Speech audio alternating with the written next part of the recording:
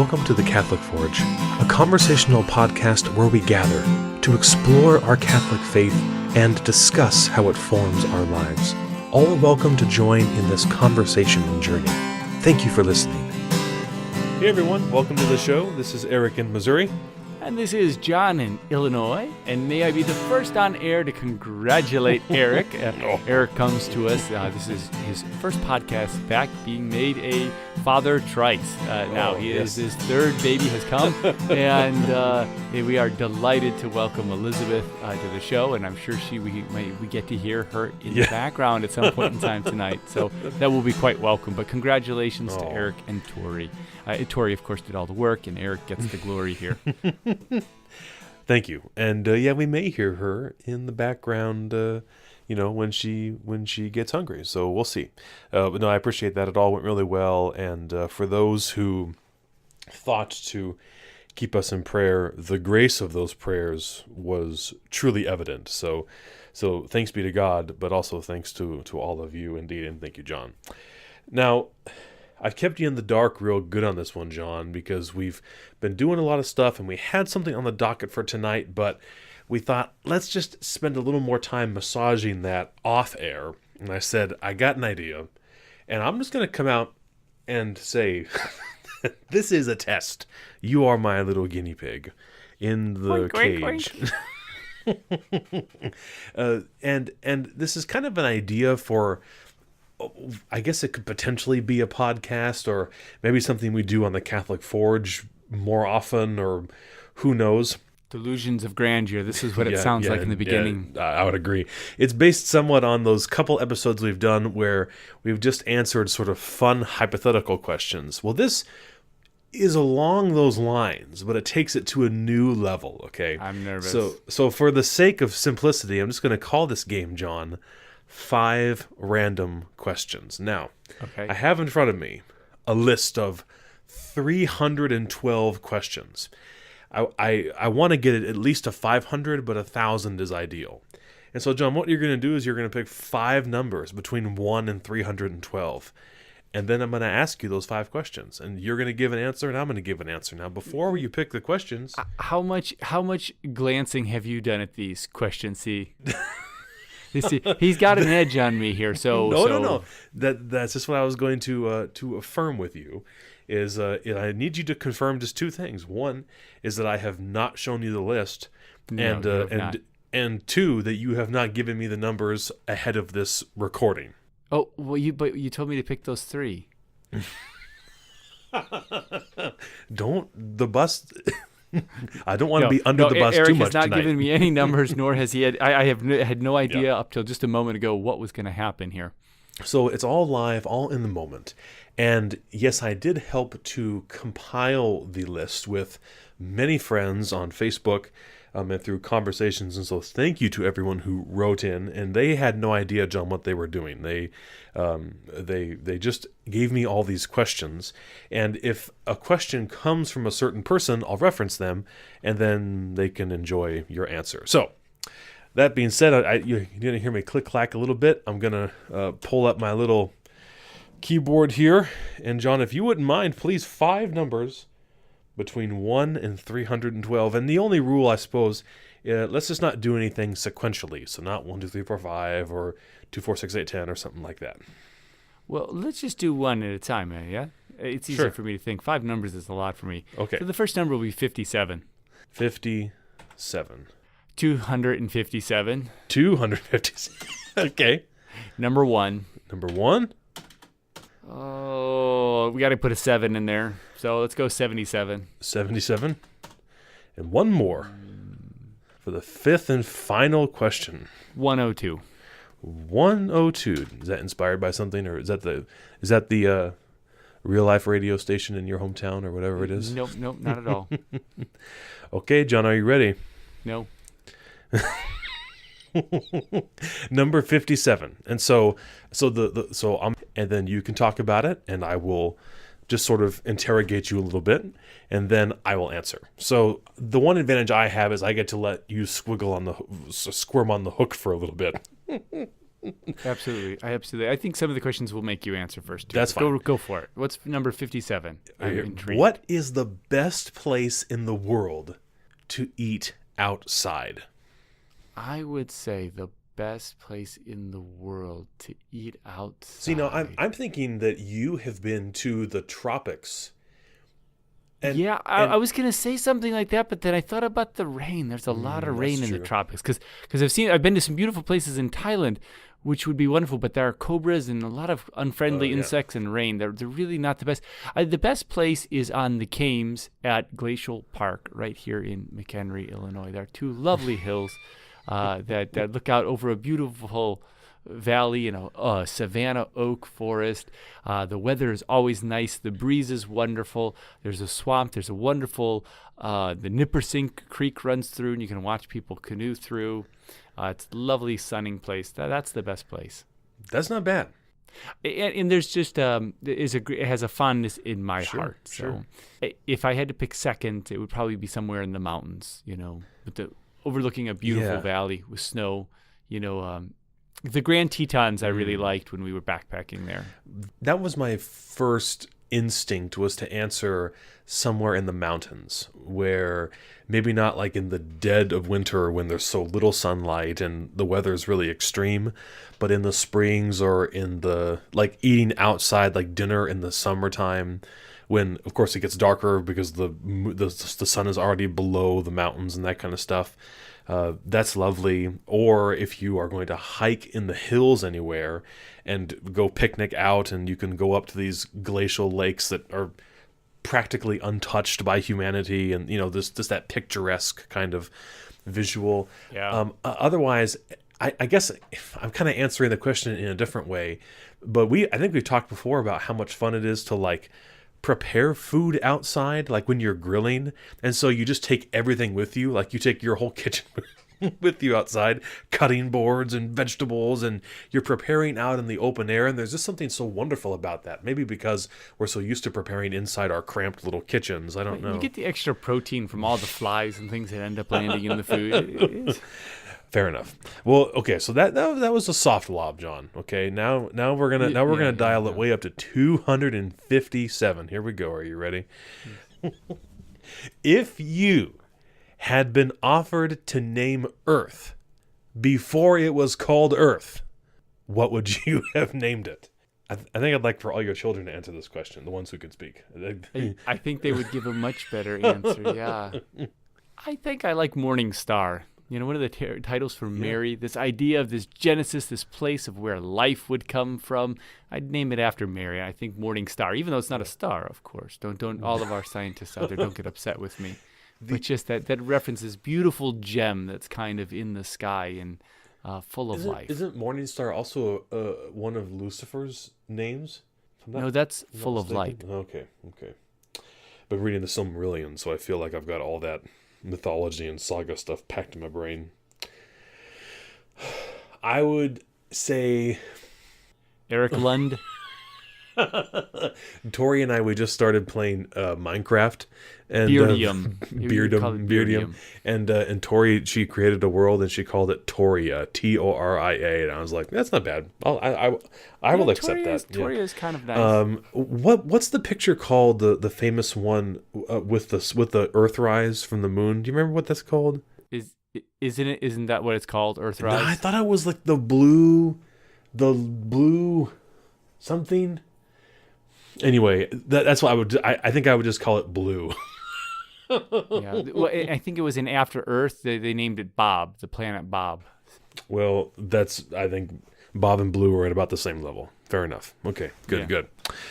Another soft lob, John. You have not had to dig too deep. Number 1, we go back to the very top of the list.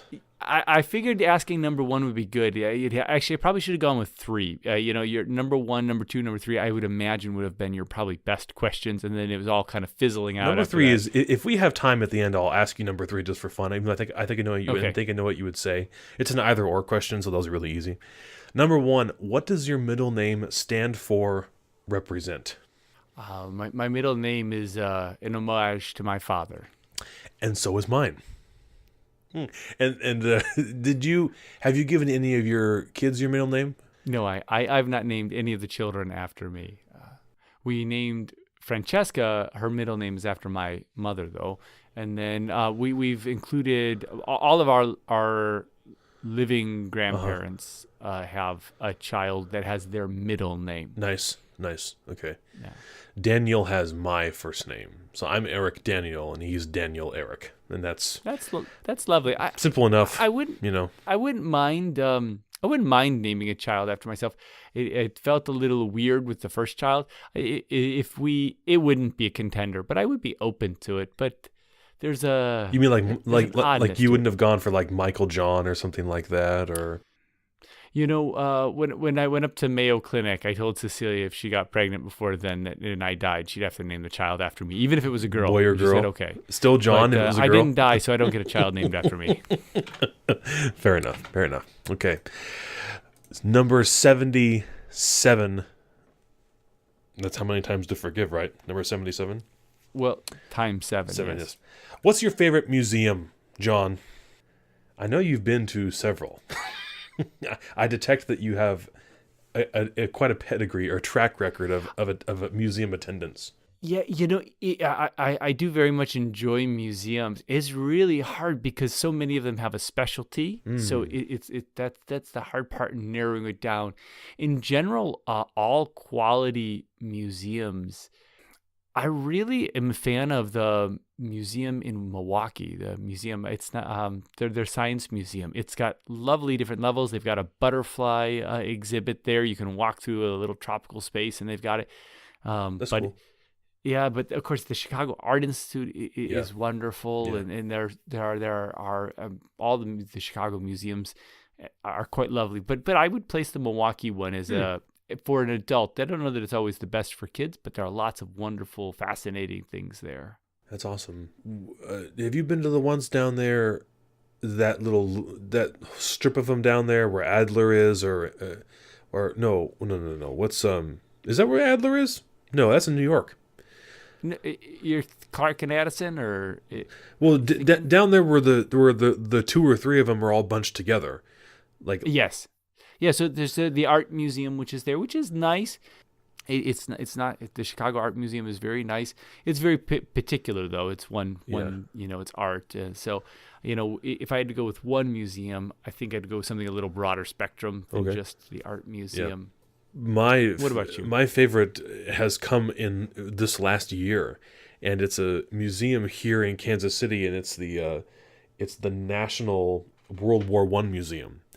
And, oh, how lovely! And my friend Michael, he was in town, and we went together. And holy moly, I mean, just a remarkable, amazing time there, and we didn't even see everything there was to see, but going through the museum, and then you can go up into this courtyard, and there are 2 more sort of buildings attached that are full of documents, and it tells just all the different sides of the war. I mean, from the things that are really obvious like trench warfare, but back to journalism, and of course medical care and surgeons kits.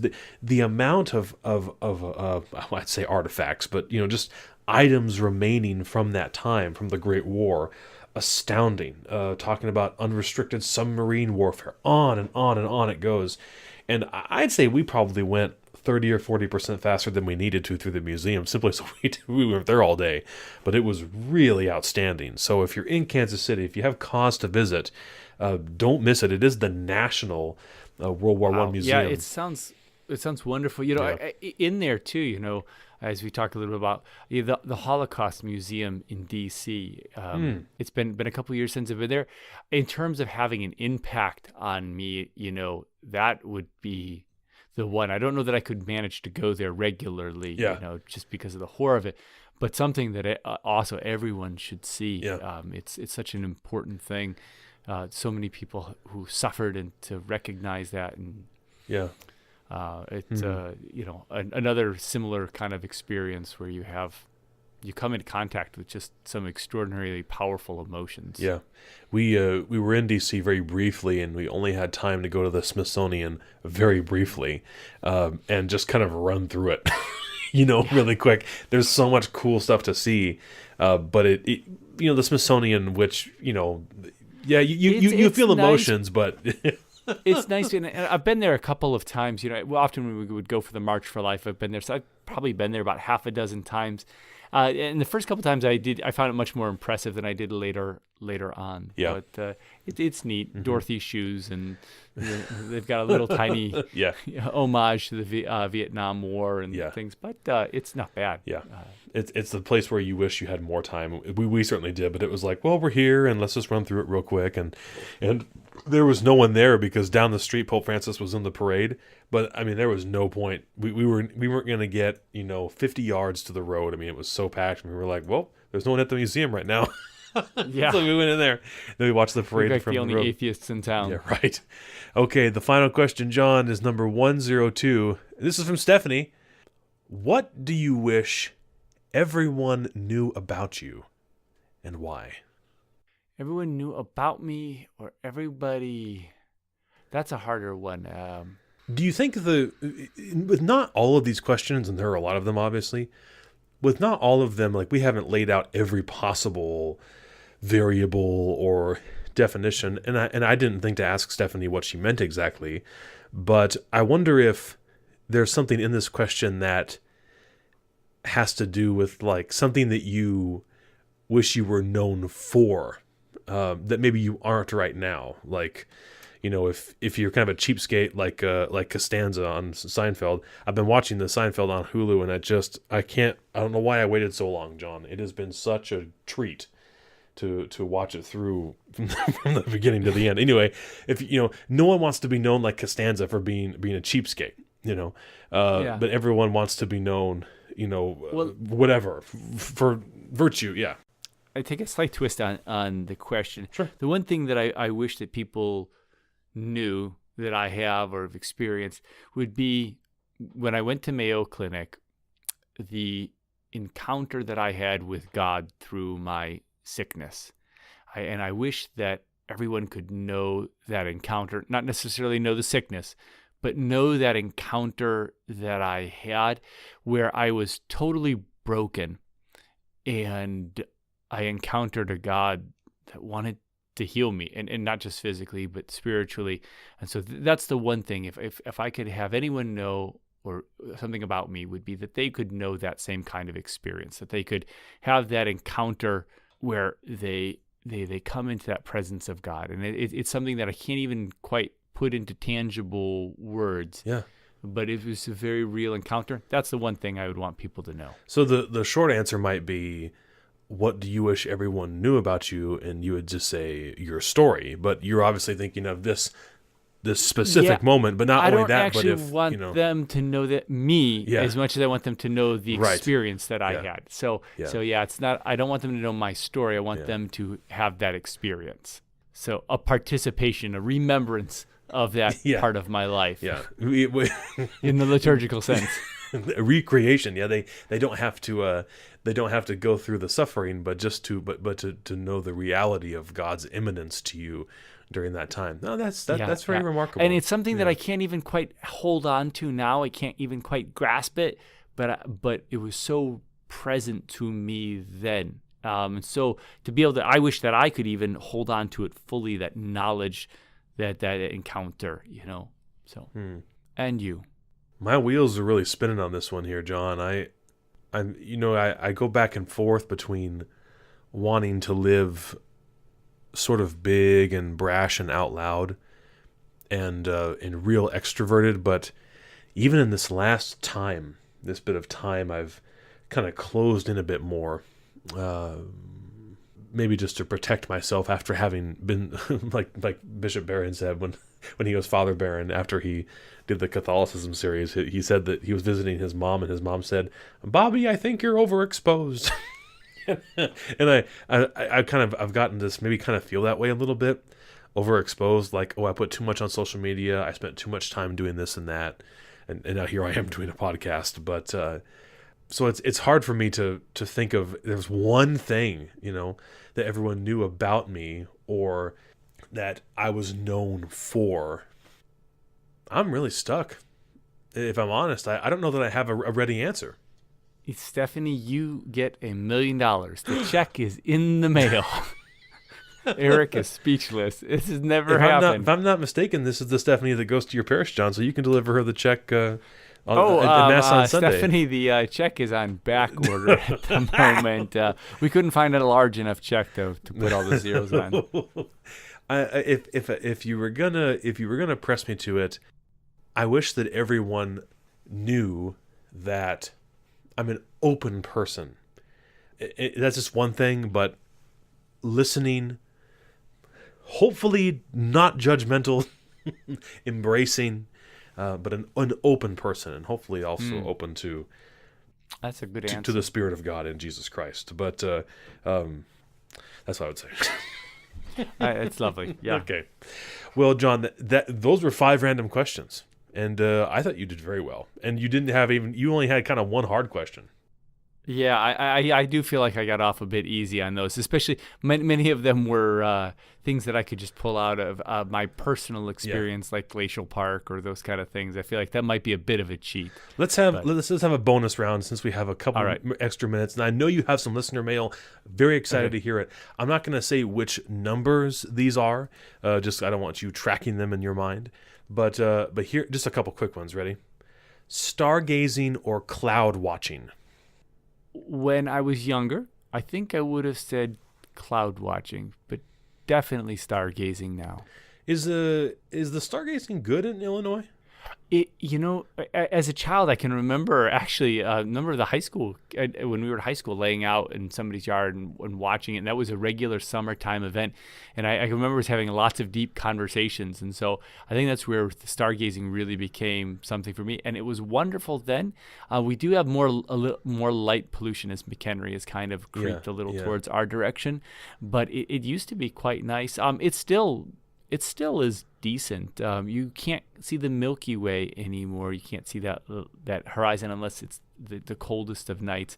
But we do get quite a lovely spread of stars.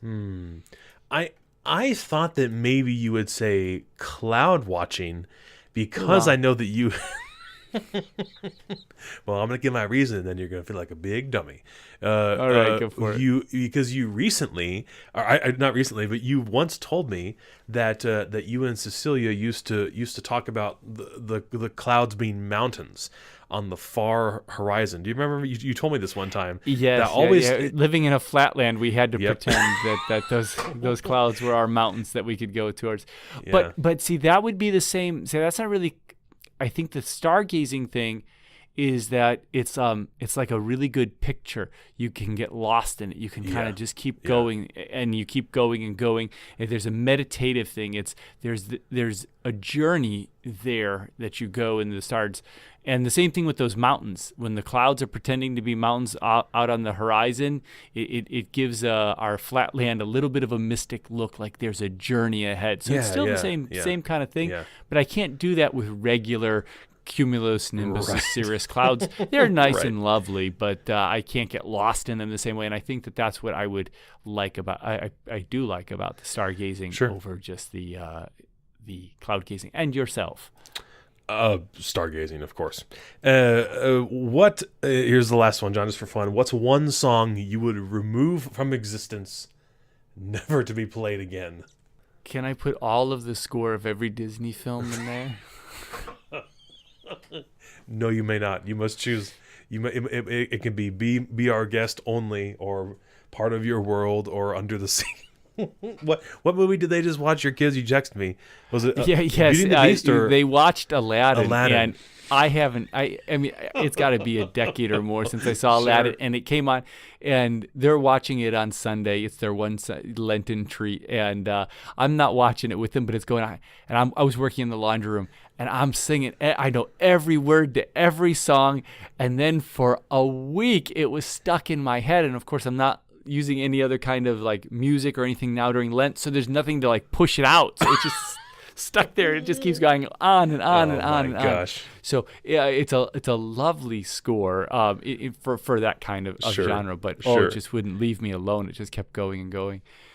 That's awesome. I mean, okay, so we'll just say, that's what's so hard about it is you despise it, but you really love it too, especially people our age, Yeah. Yeah, I appreciate it. The same thing with Beauty and the Beast. It's a lovely score, but boy, it just gets going in your head. You can't get rid of it. No music to push it out. And of course, I would say Yellow Submarine from the Beatles. Now, John, we have some listener mail. I want to hear it, every single word, and then we'll respond to it if it merits a response. I don't know what you're going to say. You didn't know what I was going to do. I don't know what you're going to do. Let's hear it. Okay, so this comes to us from a new listener. Her name is Maggie. Hey, Maggie. And she writes in. She says, this is stemming from your podcast yesterday. So it might not be quite enough, but I find myself often wondering how to lovingly speak to someone about coming back to the church. For instance, a friend of mine recently started praying again after many years of no religion. She's been married for 20 years to an agnostic. I asked her if she goes to church. She said she was brought up Catholic, but isn't going back there because of the damage it caused her as a child.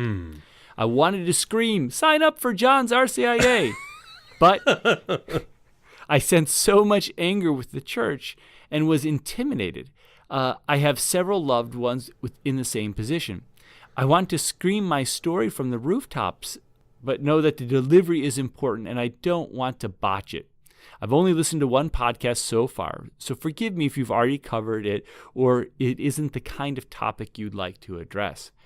It is an awesome question, and what a wonderful topic. I've already spoken to Maggie, and I'd like to invite her onto the show and actually talk about this, because I think this is something that a lot of us face. Before I've talked a while, Eric, why don't you interrupt, and then I'll jump back in. I would say, one, Maggie, thanks for writing in. Two, encourage your friend as much as possible in their pursuit of Jesus in prayer. This is the core of what would draw them back to the church at all, is contact with the living Christ. But obviously you've discerned, I would say, well, that there is a considerable block, this damage, this hurt. Based on what you said in the message, we don't know what that is. Maybe you don't know what that is. It could be something super duper severe, or, I mean, John, something very superficial. I think we both seen it where a priest says one wrong thing one time, an ill-timed joke, or he gives his own opinion. It turns people away, and for whatever reason, right or wrong, they simply never come back. But then over time, that festers and grows, within someone's gut. And so I would be very interested to hear more about the situation, but also to discuss it more in general. How do you ask someone to go to church with you, and how do you even begin that conversation to invite them into a faith tradition, and for us, into the Catholic community? Yeah, it is a wonderful thing, because for me, when the approach, and somebody says, I want to know about the faith, I want to know about what it is. What is it that Jesus gave us? Why are you Catholic and not just Christian? Or like, those are apologetic answers that have real sound reason in Scripture and tradition, and they're if you have time, they're easy to pour out and explore. But Maggie brings up such a wonderful point.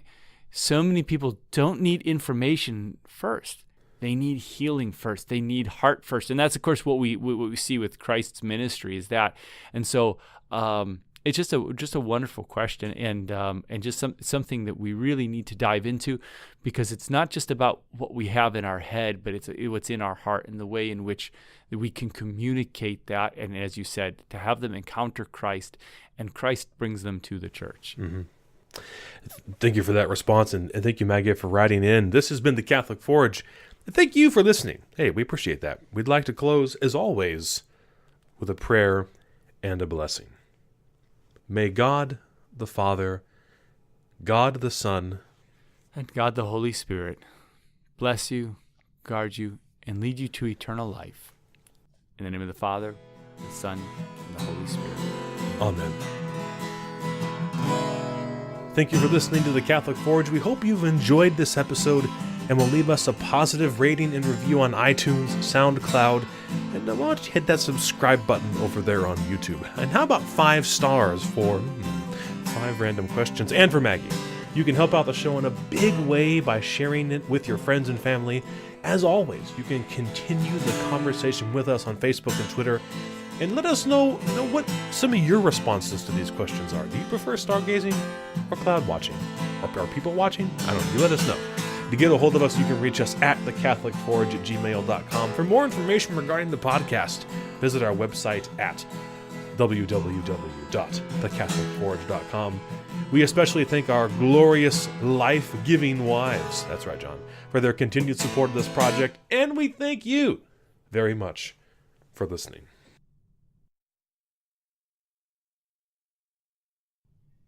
People watching might have changed the whole topic. Boy, that opens up a whole can of worms. Good thing that wasn't in there. My mom loves people watch. She loves it. It is glorious. It is a wonderful thing. I can remember in college going to the local mall and just sitting and watching,